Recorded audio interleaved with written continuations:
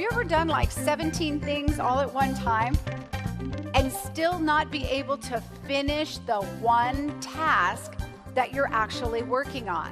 When is the last time you have ever left your office in recent memory and said to yourself, I'm done? You ever asked yourself the question in all seriousness, if I didn't do this at all, would anybody notice?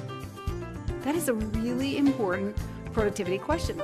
International keynote speaker and best-selling author, Laura Stack is an expert in productivity and performance.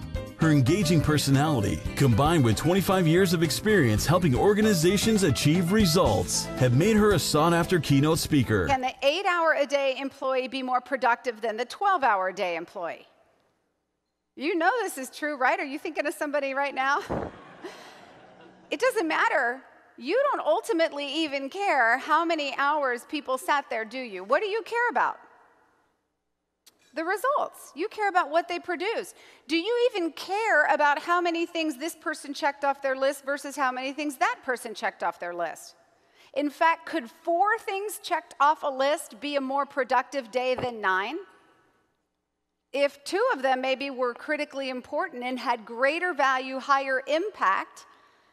So this is the whole philosophy of productivity. Funny, engaging, and full of real-life strategies that work, Laura will help you strengthen team performance, foster better leaders, increase sales, and get the job done right. Have you heard there's a new OCD, by the way? I'm being very serious, called email obsessive compulsive disorder. I'm not kidding. My mother's a psychologist, so I always hear about these. Remember the studies of Pavlov with a dog and the bell, where he would ring the bell and the dog would salivate, and pretty soon could just ring the bell and elicit the salivation response without a treat. Remember that from learned response or conditioned response? So they say that email today is the business equivalent of Pavlov. Right? You're supposed to be working on this report and you get a little ding, you're like, you gotta check it, and we just can't. They say it's so addictive. And so I have kind of theories around this. Part of me thinks that it's almost like Christmas. Like, I wonder what it is. I can't stand it, you know?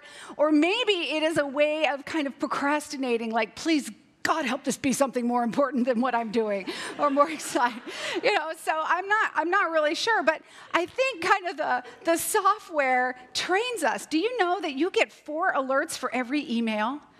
In Outlook, it says, when new items arrive in my inbox, do the following: play a sound, change the mouse cursor, put up a new system alert, and a desktop alert window.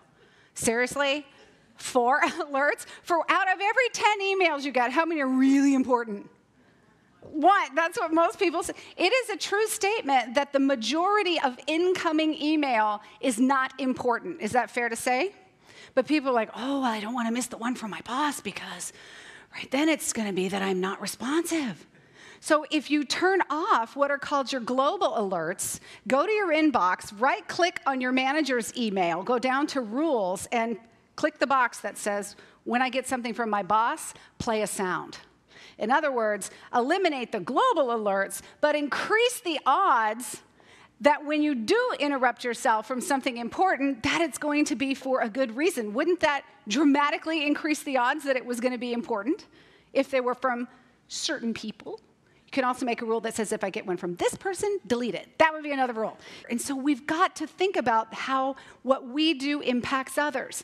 Same thing when we go to meetings. Did I set an agenda? Did I send the pre-work?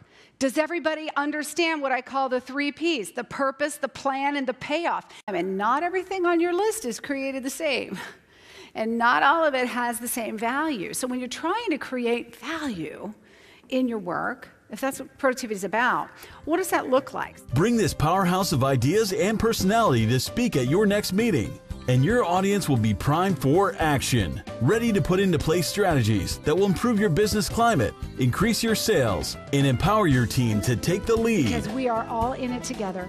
We need to all be out, and we all need to be pushing.